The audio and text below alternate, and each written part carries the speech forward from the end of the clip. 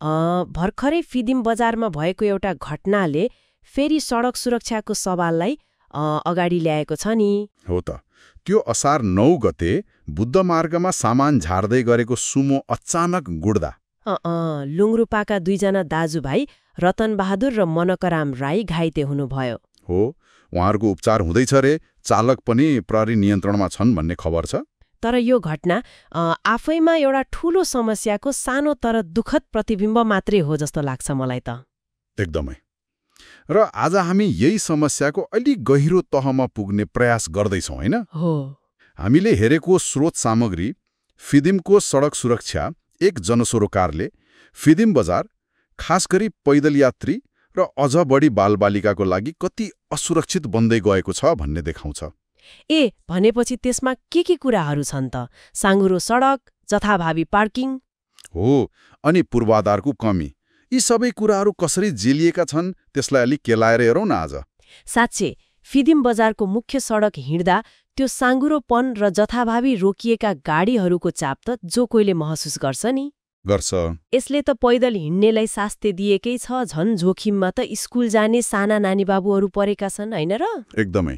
स्रोतले त के भन्छ भने खास गरी बिहान 9-10 बजे र बेलुका 4-5 बजे स्कुल जाने आउने बेला। हो, त्यो बेला बालबालिकाको आवत जावत एकदमै धेरै हुन्छ। तर उनीहरू सुरक्षित रूपमा बाटो काट्नका लागि न पर्याप्त जेब्रा क्रसिङ छैनन्, न त ट्राफिक प्रहरी नै त्यति देखिन्छन् त्यो बेला। हो र? एकातिर सुरक्षित ठाउँ छैन, अर्कोतिर गाडीको गति नियन्त्रण गर्ने संयन्त्र पनि कमजोर छ। मतलब खतरा झन बढेको देखिन्छ के। यो कस्तो डरलाग्दो अवस्था हो भन्ने कुरा त फिदिम माविकी एकजना छात्रा रितिका लिम्बुको भनाइले नै प्रष्ट पार्छ। के भन्नुभएको छ उहाँले? उहाँले भन्नुभएछ, गाडी त एक्कासी आइहाल्छ, हामी डराएर साथीको हात समाएर हिँड्छौँ। कस्तो? यो सुन्दा त हरेक अभिभावकको मन चस्सक्क हुन्छ होला। यो डर त दैनिक वास्तविकता बनेको रहेछ नि त्यहाँ। हो नि, र यो चिन्ता सरोकारवालासम्म नपुगेको पनि होइन रहेछ। जिल्ला ट्राफिक प्रहरी प्रमुख डम्बर दियालीको भनाइ पनि स्रोतमा छ। उहाँले के भन्नुभएको छ भने प्रहरी एक्लैले यो ठूलो समस्या समाधान गर्न सक्दैन।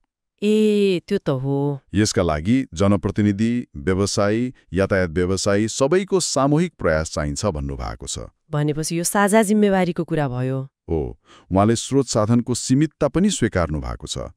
तर बालबालिकाको सुरक्षाका लागि नगरपालिकाले पहल गरेमा प्रहरी सहकार्य गर्न तयार छ भन्ने कुरा पनि राख्नु भएको छ। यो कुरा महत्त्वपूर्ण छ। तर स्थानीय मान्छेहरूको अनुभव कस्तो रहेछ त? स्रोतमा केही छ नि? जस्तो रुमा राई भन्ने एकजना स्थानीय महिलाले छोराछोरीलाई स्कुल पठाउँदा सधैँ डर लाग्ने कुरा गर्नुभएको छ। अझ विशेष गरी त्यो मल पसल अगाडि सामान झार्ने गाडीले बाटो नै छेकिदिन्छ रे। हो, त्यो त देखिन्छ नि बजारमा। अनि अर्का एकजना यात्रु रोदन मगरको अनुभव पनि त्यस्तै छ। शान्त ठाउँ होला भनेर फिदिम आएको, तर गाडीको भिडले शास्ति मात्रै पाए भन्नुभएको छ। यी अनुभवहरूले त फिदिम बजार अझै पनि यात्रु मैत्री र खास गरी बाल मैत्री बन्न धेरै बाँकी छ भन्ने देखाउँछ नि त। हो, त्यही यथार्थलाई उजागर गर्छन्। तर निराशा मात्रै छैन, स्रोतले समाधानका केही व्यावहारिक उपायहरू पनि अघि सारेको छ। के छन् त ती उपायहरू? कार्यान्वयन गर्न सकिने खालका छन् कि? छन् जस्तो लाग्छ।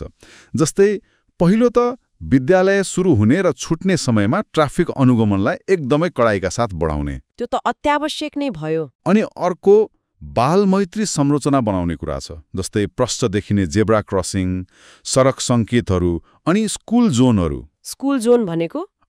मतलब विद्यालय नजिक गाडीको गति एकदमै कम गर्ने, थप सावधानी अपनाउनु पर्ने भनेर स्पष्ट चिनाउने विशेष क्षेत्र तोक्ने के।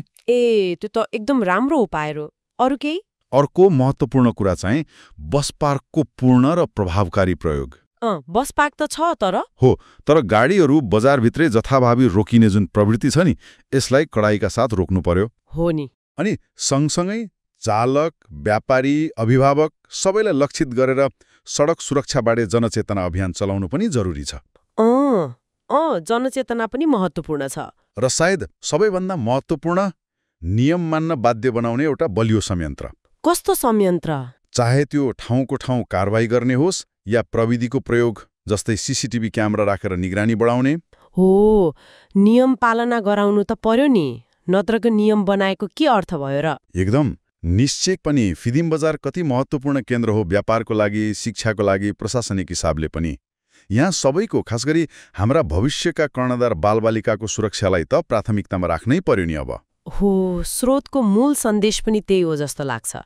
सडक प्रयोगमा देखिने लापरवाही अन्त्य गरौँ, ट्राफिक नियमलाई कडाइका साथ पालना गराउँ र फिदिमलाई सबै उमेर समूहका मानिसहरूको लागि सुरक्षित र सहज आवागमनयुक्त बजार बनाऊ भन्ने नै हो। यी सबै समाधानका उपायहरू सुन्दा आशा त जाग्छ, तर एउटा गम्भीर प्रश्न पनि सँगै उठ्छ के होला?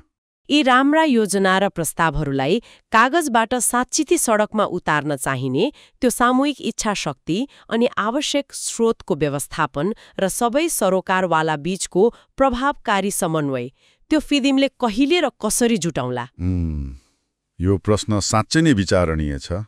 हो, यो प्रश्नमाथि घोत्लिनु सायद आजको सबैभन्दा महत्त्वपूर्ण कुरा हो।